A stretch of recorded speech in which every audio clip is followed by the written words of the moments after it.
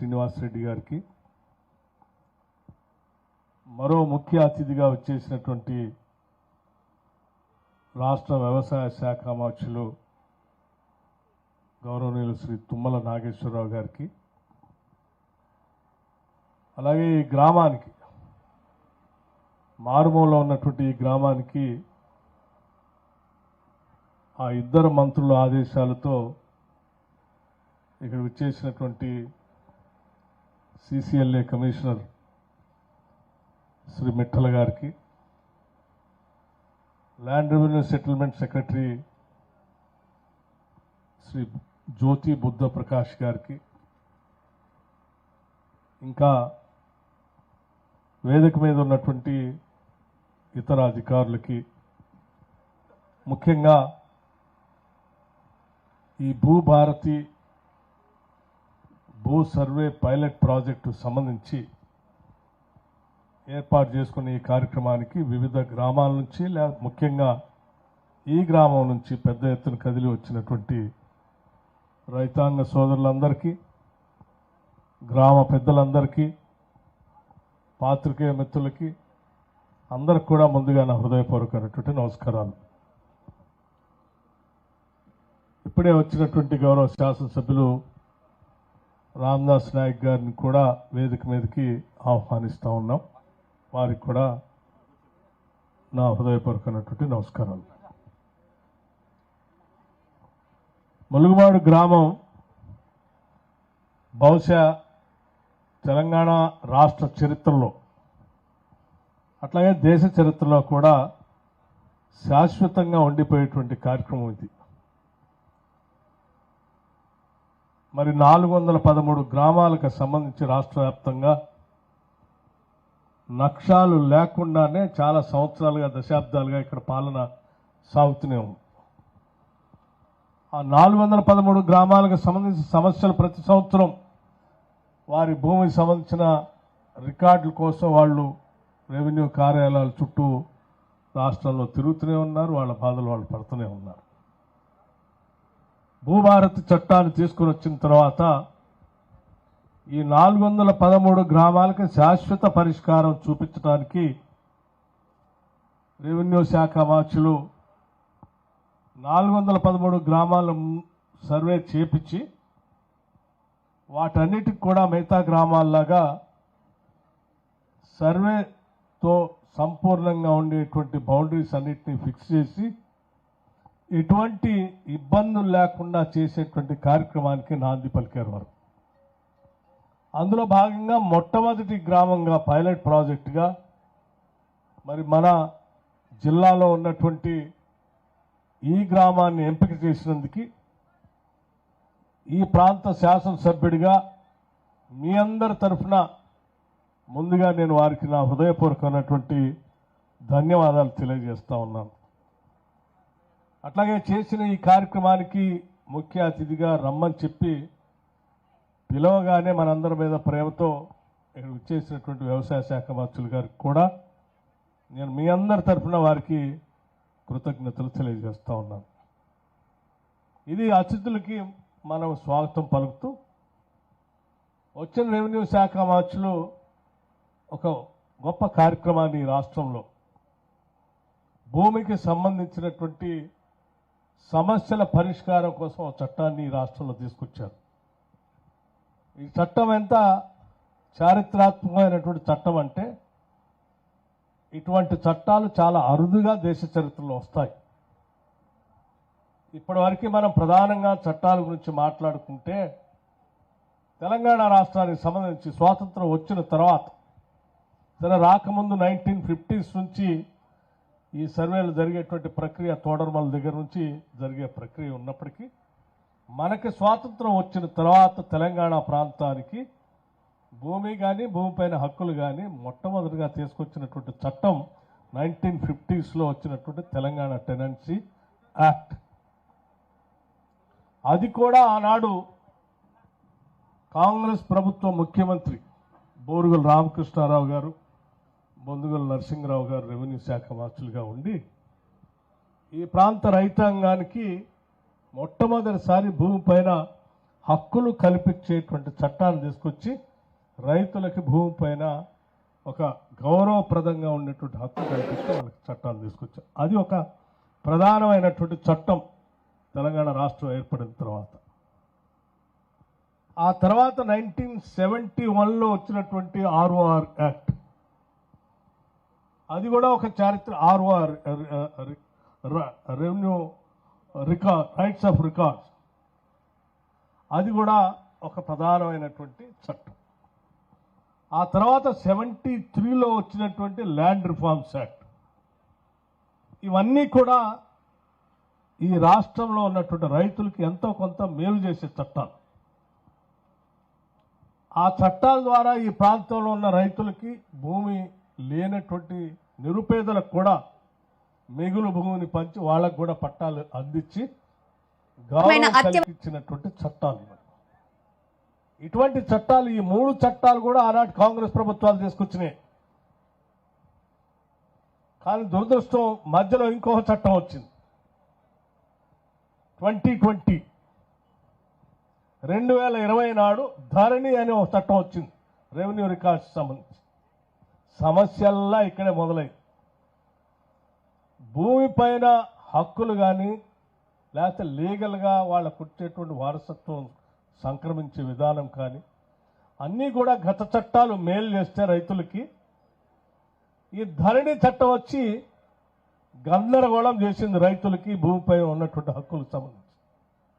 ఎంత గందరగోళం అంటే, ఒక సర్వే నెంబర్లో 10 ఎకరాలు ఉంటే 15 ఎకరాలకు కూడా పాస్బుక్లు ఇచ్చారు. సరే, చాలా రోజులు నా కాంగ్రెస్ నాయకులు చెప్తున్నారు కదా అని అన్నారు. కానీ ఈరోజు సభలో కూడా ఇక్కడ వచ్చినటువంటి రైతులు, మీ అందరూ తెలిసింది, మీ ముందే మాట్లాడారు. సర్వే నెంబర్తో సహా చెప్పి, ముఖ్యంగా టీవీ రెడ్డి గారు, సీతారామరెడ్డి గారు ఇద్దరు చెప్పారు. అంటే ఇటువంటి ప్రతి గ్రామంలో ఉన్నాయి, చాలా ఉన్నాయి.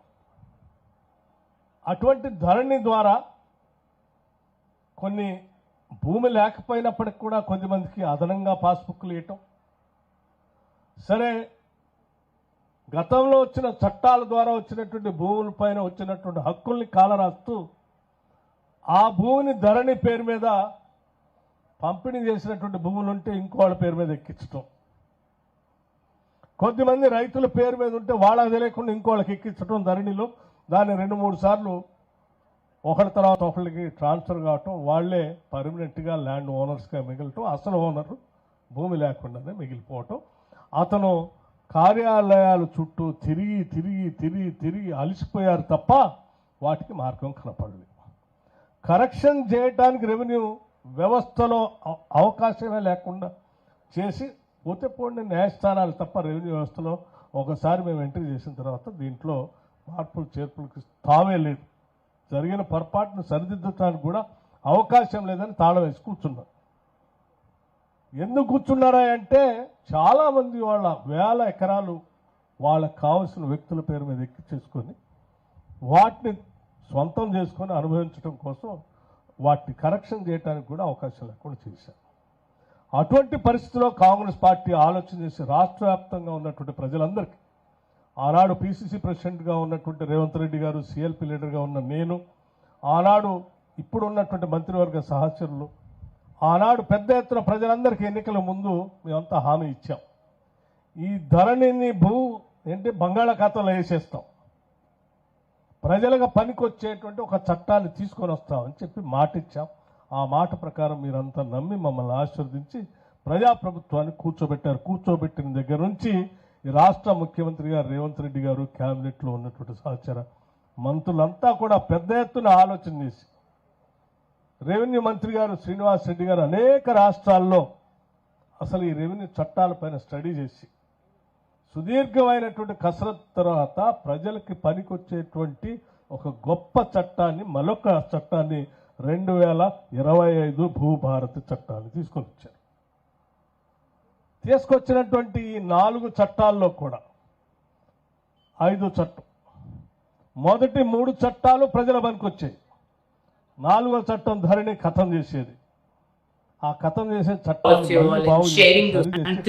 తీసుకొచ్చి ప్రజలందరికీ అత్యంత పారదర్శకంగా ఉండేటువంటి ఒక చారిత్రాత్మకమైనటువంటి చట్టమే ఈనాటి భూభారతి 2025 రెవెన్యూ చట్టం. ఇది చరిత్రలో నిలిచిపోయేటటువంటి చట్టం. అది రెవెన్యూ శాఖ మార్చులు మన జిల్లా వాసి ఈ చట్టాన్ని తీసుకురావటం మన జిల్లాకు కూడా గర్వకారణం. ఈ చట్టం చరిత్రలో భూమి ఉన్నంత కాలం ఈ చట్టం ఉంటుంది. ఈ చట్టం ఉన్నంత కాలం మనం బంధువులు నరసింహరావు గారి గురించి చెప్పుకున్నామే. 1950s తీసుకొచ్చిన తెలంగాణ టెనెన్సీ యాక్ట్, రెవెన్యూ, ఆనాటి రెవెన్యూ మంత్రి. అట్లాగే ఇప్పుడు శ్రీనివాసరెడ్డి గారి గురించి కూడా 2025 చట్టం వచ్చినప్పుడల్లా వారి గురించి కూడా చెప్తాం. అట్లాగే ఈ ప్రజాప్రభుత్వం గురించి కూడా చెప్తాం. సో ఈ ప్రజాప్రభుత్వం, ఈ చట్టం రెండు కూడా ప్రజలకు ఉపయోగపడేటటువంటి తీసుకొచ్చిన ఈ చట్టాన్ని పెద్ద ఎత్తున రాష్ట్ర ప్రజలకు ఉపయోగపడేటట్టుగా చేయాలనేటువంటి ఆలోచన సంకల్పంతోనే జూన్ 2వ తారీఖు నుంచి, అంటే 2వ తారీఖు సెలవు కాబట్టి 3వ తారీఖు నుంచి మొదలుపెట్టి కంటిన్యూస్గా రాష్ట్ర వ్యాప్తంగా రెవెన్యూ సదస్సులు నిర్వహించి చట్టం ద్వారా వచ్చేటువంటి లాభాలు ప్రజలందరికీ చెప్పే కార్యక్రమం రాష్ట్ర ప్రభుత్వ ఖర్చులతోనే చేపడతా ఉన్నాం. పెద్దలు తుమ్మల నాగేశ్వరరావు గారు ఒక అంశాన్ని చెప్పారు కూడా. గతంలో ప్రతి సంవత్సరం రకం కట్టేవాళ్ళం. రకం కట్టడం వల్ల ఏంటంటే వెంటనే ఆ రోజు ఆ సంవత్సరం నా భూమి, నా ఊరు, నా సర్వే నెంబర్, నాకున్న ఎకరం, నా పేరు ఇది, ఇగో నేను ఇంత రకం కడుతున్న రెవెన్యూ రికార్డ్స్లో ఎక్కి. దానివల్ల ఆ భూ యజమానికి కూడా స్పష్టత ఉండేది. నేను ఈ సంవత్సరం కూడా పోయి రికార్డ్స్లో నా పేరే ఉంది, నేను రకం కట్టేసి వచ్చేసానని నమ్మకం ఉండేది. సరే 10 సంవత్సరాలు వారు గాలికి వదిలేశారు. ఇప్పుడు మళ్ళీ తిరిగి సరే రకం అది డబ్బులు రుసుము పేరు మీద మనం కట్టకుండానే రెవెన్యూ సదస్సు, గతంలో జమాబందీ అని ఉండేది అలాంటి కాంగ్రెస్ ప్రభుత్వాల్లో కూడా,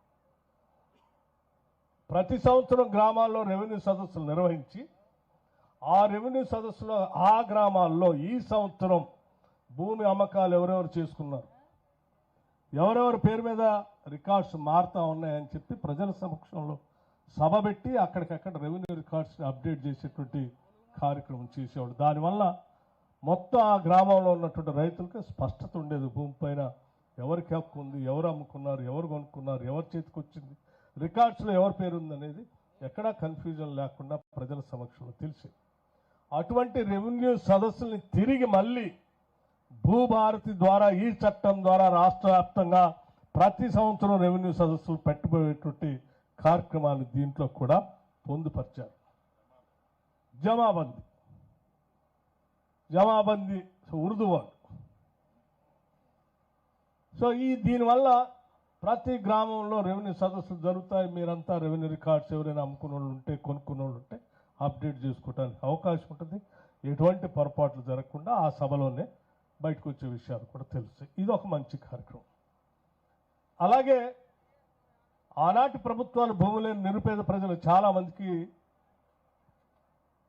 ల్యాండ్ రిఫార్మ్స్ ద్వారా వచ్చినటువంటి మిగులు భూముల్ని చాలామందికి అసైన్ చేశాం. భూమి లేని నిరుపేద ప్రజలకు పంచాం. దాదాపు 24-26 లక్షల ఎకరాలు పంచాం. ఆ పంచిన భూములకు సంబంధించి కూడా ధరణిలో చాలామందికి పార్ట్ బిలో పెట్టి వాళ్ళకి పాస్బుక్లు వెళ్ళి, అటువంటి వాళ్ళందరూ జెన్యున్గా ఉన్నటువంటి వాళ్ళందరికీ తిరిగి ఎగ్జామిన్ చేసి వాళ్ళందరికీ వాళ్ళ పొజిషన్లో ఉంటే వాళ్ళకే పాస్బుక్లు ఇచ్చేటువంటి కార్యక్రమానికి కూడా ఈ చట్టం చేసుకొచ్చిన తర్వాత ఈ రాష్ట్ర ప్రభుత్వం నిర్ణయం చేసింది. ముందుకు పోతా ఉన్నాం. అంటే ఒక ప్రధానమైనటువంటి భూ సమస్యకు సంబంధించి భూమి లేని నిరుపేద ప్రజలకు ఆనాటి ప్రభుత్వాలు పంపిణీ చేసినటువంటి భూములు వాళ్ళకు న్యాయబద్ధంగా వాళ్లే పొజిషన్లో ఉంటే వాళ్ళకే ఇచ్చే కార్యక్రమాన్ని కూడా దీంట్లో ఒక నిర్ణయం తీసుకున్నాం. అట్లాగే భవిష్యత్తులో కూడా బహుశా నేను if I'm right assignment committees ఉండేవి ప్రతి శాసనసభలో. అసైన్మెంట్ కమిటీస్ ద్వారా భూములు ఉంటే, ఎక్కడైనా మిగులు భూములు ఉంటే ఆ మిగులు భూముల్ని ఆ సంవత్సరం ఆ స్థానికంగా ఉన్నటువంటి శాసనసభ్యుడు ఆధ్వర్యంలో కమిటీ సమావేశాలు జరిగాయి. భూమి లేని నిరుపేద ప్రజలు ఉంటే భూమి పంచేవాళ్ళు, లేకపోతే భూ పంపిణీకి కాకుండా ఇళ్ల స్థలాలకు అవసరమైతే ఇళ్ల స్థలాలకు వాడుకునేవాళ్ళు, లేకపోతే ఇంకొక అధికారికమైనటువంటి కార్యక్రమానికి ప్రజా అవసరాల కోసం ఎదురుంటే దానికి వాడుకుంటాం. అటువంటి కార్యక్రమాన్ని కూడా తిరిగి ప్రవేశపెడతా ఉన్నాం. ఏమంటే పెడుతున్నాం కదా, ఎస్, దాన్ని కూడా తిరిగి ప్రవేశపెడతా ఉన్నాం. తద్వారా చాలా గ్రామాల్లో బహుశా మనకు 10 సంవత్సరాలు ఎక్కడ అసైన్మెంట్ కమిటీస్ జరగలేదు. అసైన్మెంట్ కమిటీ మీటింగ్స్ జరగకపోవటం వల్ల చాలా చాలా చోట్ల మనం ఏం న్యాయం కూడా చేయలేకపోయాం. సో అటువంటి కార్యక్రమాలు కూడా తీసుకుని వస్తాం. యాతావాత ఈ భూభారతి చట్టం అనేది రైతులకి భూమికి ఉన్నటువంటి న్యాయబద్ధమైనటువంటి హక్కుని స్పష్టంగా కొలిసి వాళ్ళకు ఒప్పజెప్పటమే కాకుండా పాస్ పుస్తకాలు ఇచ్చి, అట్లాగే ఎవరికైనా ఇబ్బందులు ఉంటే కూడా ఏమంటే పిటిషన్ అప్పీల్ అథారిటీ కూడా రెవెన్యూ వ్యవస్థలో పెట్టాం. సో కోర్టులు పోయి కోర్టులో డబ్బులు కట్టి తిరగకుండా అప్పీల్ అథారిటీ కూడా ఇచ్చాం. అంటే కింద ఏదైనా పొరపాటు జరిగితే పై అధికారికి అప్పీల్ చేసుకుంటే పొరపాటు ఏమైనా ఉంటే సరిచేసి దాన్ని రెక్టిఫై చేసేటువంటి విధానం, అంటే ఖర్చు లేకుండా తక్కువ రోజుల్లోనే ఆ సమస్య పరిష్కారం అయ్యే కార్యక్రమాన్ని కూడా దీంట్లో పెట్టాం. సో ఈ భూభారతి చట్టం అనేది అంతిమంగా రాష్ట్ర ప్రజలకి రైతులకే కాదు, ఇళ్లలో ఉన్నటువంటి గ్రామాల్లో ఉన్నటువంటి ఆబాదీ భూములకు కూడా సర్వే చేపించే కార్యక్రమం చేస్తున్నాం. అందరికీ ఉపయోగపడేటువంటి ఈ చట్టాన్ని ప్రజాప్రభుత్వం, ఇంధనప ప్రభుత్వం, మనందరి ప్రభుత్వం, పీపుల్స్ గవర్నమెంట్ ఈ చట్టం తీసుకొని రావటం మనందరి అదృష్టంగా నేను భావిస్తూ ఉన్నాను. ముఖ్యంగా ఇది మనందరి విజయం, ప్రజల విజయంగా నేను భావిస్తూ ఉన్నాను. ఈ ప్రజలు సాధించినటువంటి ఒక గొప్ప విజయం ఈ చట్టం, భూభారతి చట్టం. ఈ చట్టం చరిత్రలో నిలిచిపోతుంది. ప్రజలకు ఇచ్చినటువంటి వాగ్దానాన్ని సంపూర్ణంగా నిర్వర్తించినందుకు ఈ కేబినెట్ కూడా చాలా సంతృప్తిగా ఉంది, మీ అందరికీ తెలియజేస్తున్నాను. అందుకే ఈరోజు ఇక్కడ సభ పెడితే గ్రామంలో ఉన్నటువంటి ప్రజలంతా కదిలొచ్చారు. ఇక్కడ సర్వే చేస్తున్నామనంటే ఒక చిన్న సమస్య కూడా లేకుండా సర్వే చేసే ఏజెన్సీకి సహకరిస్తాం.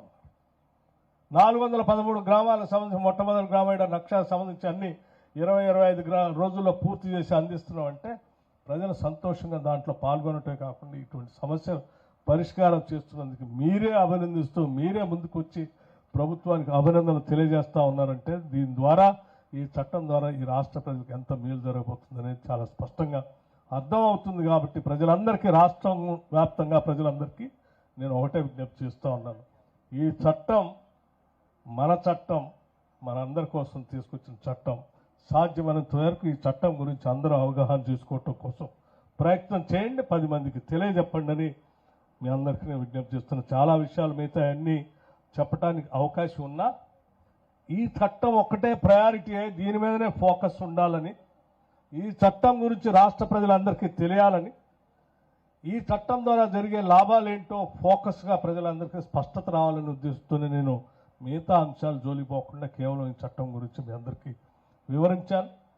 ఈ కార్యక్రమం విజయవంతం చేస్తున్నందుకు మీ అందరికీ అభినందనలు తెలియజేస్తూ, ముఖ్యంగా ములుగుమాడు గ్రామ పెద్దలందరికీ మరొకసారి నా హృదయపూర్వకమైనటువంటి